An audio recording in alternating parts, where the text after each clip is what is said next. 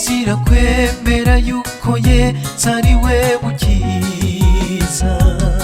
Mu mazu y'imbohe abandi bicishwa inkota, n'ukuri bishwe nabi bashinyagurirwa.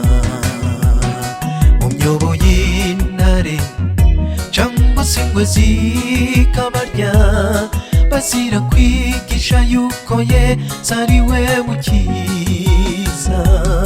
Ko tuzi ko ibihe byaranzwe no kwisubira, mbega wewe wigisha nkabo uri bazi iki?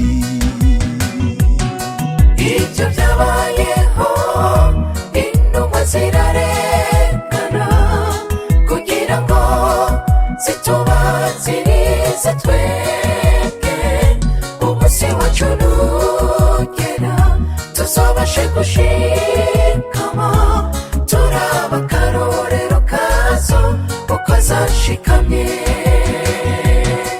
Erega bidatevye ako kaga kazoshika kuri bose bizera yesu by'ukuri.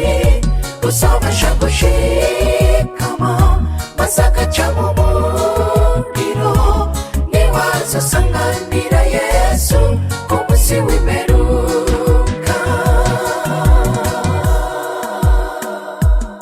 Uko niko yavuze isakiri muri iyi si, yuko abamwemera basohora n'akaga kenshi. Basuzira ukuri kuko isi yankukuri. Ese nshuti nawe witeguye ako kaga? Ibyo byabayeho intumwa zirarengana kugira ngo zitubanzirize twebwe. Umunsi wacu nugera tuzabashe gushikama, turaba akarorero kazo uko zashikamye. Erega bidatevye ako kaga kazoshika kuri bose bizera yesu by'ukuri. Uzabasha gushikama maze agaca mu muriro, ntiwazosanganira yesu ku munsi w'imperuka.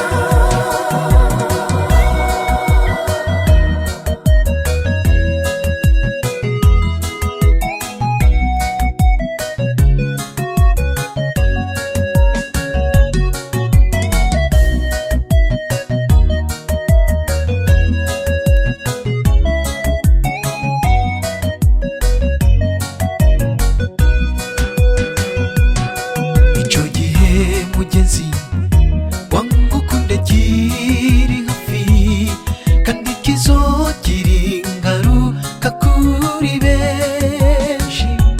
Hazobaho benshi bazohakana kwizera, shikama ugeze imperuka uzogororerwa. Ibyo byabayeho intumwa zirarengana kugira ngo zitubanzirize twebwe. Umunsi wacu nugera tuzabashe gushikama, turaba akarorero kazo uko zashikamye. Erega bidatevye ako kaga kazoshika kuri bose bizera yesu by'ukuri. Uzabasha gushikama maze agaca mu muriro, ntiwazosanganira yesu ku munsi w'imperuka. Ibyo byabayeho intumwa zirarengana kugira ngo zitubanzirize twebwe.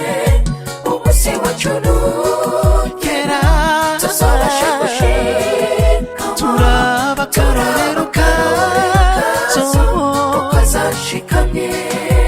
Erega